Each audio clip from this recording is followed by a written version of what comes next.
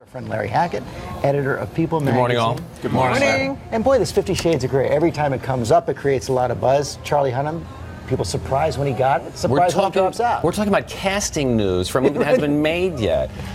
Listen, they're saying he's too busy. He very well may be too busy. There was a lot of heat when he was picked by people who sit online and say, no, he's not like the character Christian. It seems to me this has worked out for everybody. If the people who are making the movie want a mulligan, they got one if they want to cast somebody else. Charlie Hunnam, 2 months ago, who?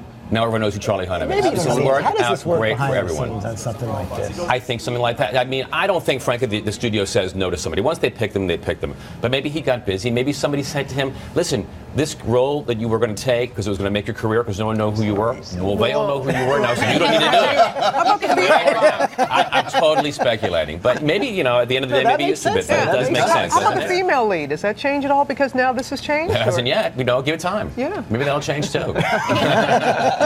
Last night, Oprah sat down with Robin Thicke on the next chapter, and that little thing about twerking came up. It did. From the VMAs. What was that, last year? No. I mean, it does seem that way. And Robin described what it was like for him out there. So I'm sitting there, I'm looking up at the sky and I'm singing. I'm not really paying attention to all that. That's on her. I'm like, people ask me, you know, do you twerk? I go, listen, I'm the twerk-e. I'm twerked upon. So Larry's saying it was all Miley. This is the Casablanca school of interviewing. He was shocked that this happened to him on the show. He knew what was going on. Not very gallant. Not very gallant. No, I don't think so, actually. But he is on Oprah. So again, you know, had that not happened, he would not be on Oprah last night. So this is why. But she said they rehearsed the whole thing. Yeah. Right? They rehearsed the whole thing. This is a nationally televised award show. It doesn't happen by accident. No, they have things called rehearsals during the day. Well, you mean to suggest there was a plan and a strategy there, Larry? Really? It's up to you. If you can say that, I couldn't possibly. Just have breakfast shows discussing it. No less. That dare you say? Dare you say that? Again, it worked out for everybody. Also, Kelly Clarkson, Larry, on the show last week. What a wonderful, wonderful woman she is. Happily there with Brandon Blackstock, fiance. Yep. We're calling it baby fever. It sounds much more like a baby demand. It really does. December, we're going to get married. They're going to get married in the next couple of weeks or months, we know.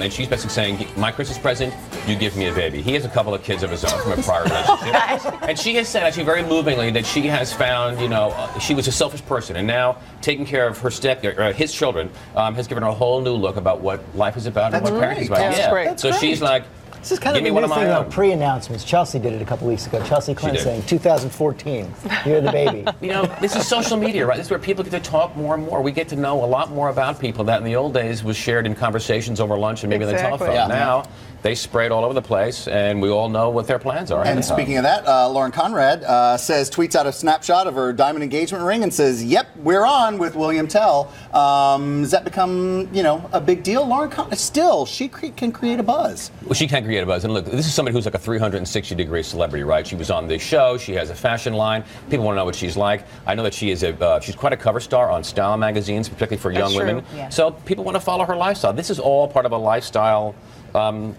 you know, way of living, basically. And does her appeal spread out among, you know, farther than that group of kids who grew up watching her on the hills now? Has she got a wider spread? I think it may, but again, remember, she's 27 years old, she's getting married. There are millions of 27-year-old men and women who are also getting married. So, I mean, they're following each other's life pattern, I think, and that can be very, very exciting. I just need to say Greg Louganis. A man named William Tell. Yeah, Greg Louganis also did the wedding. Greg Louganis did the wedding, so we need to say congratulations. Yes, congratulations. That's awesome. Wonderful picture that was sent out, too. It looks fantastic. It does look good. Always good to see you there, Good to be Larry. here. Thank you.